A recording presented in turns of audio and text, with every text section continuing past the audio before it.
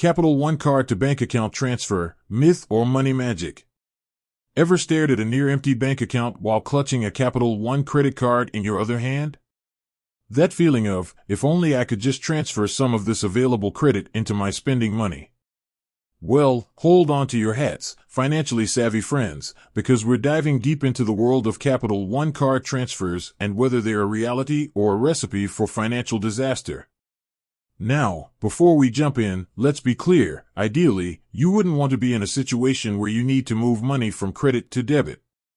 Credit cards are fantastic tools for building credit, snagging rewards, and covering unexpected expenses, but they come with sky-high interest rates.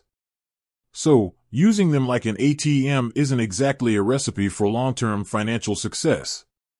But let's face it, sometimes life throws curveballs. So, the question remains, can you actually transfer money from your Capital One credit card to your bank account? The short answer? Not exactly in the way you might be thinking. Capital One, like most credit card issuers, doesn't offer a direct transfer option from your credit line to your bank account. Here's why. Cash advance fees. If you try to manipulate the system by taking a cash advance, be prepared for a hefty fee. Cash advances typically come with a fixed fee on top of a much higher interest rate than your regular purchases. It's a double whammy that can quickly snowball into a debt monster. Debt trap. Moving credit card limits to your bank account might seem like a solution, but it can easily spiral into a debt trap. Remember, you're essentially borrowing money to pay for everyday expenses, which can be a slippery slope. So, what are your options then? Don't panic. There are a few responsible ways to approach this situation.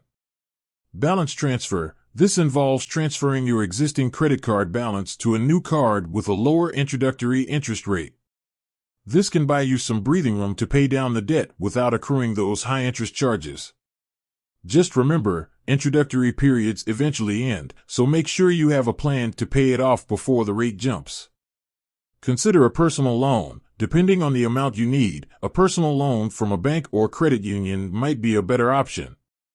Personal loan interest rates are usually lower than credit card rates, and you'll have a set repayment schedule, making it easier to manage.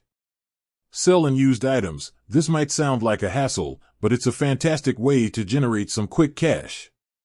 Declutter your house, dig through those forgotten corners, and list things online or have a garage sale. You'd be surprised what hidden treasures you might unearth. Freelance or side hustle. The gig economy is booming. If you have some extra time and skills, consider freelancing online or taking on a side hustle. From writing to dog walking, there are plenty of options to bring in some extra cash.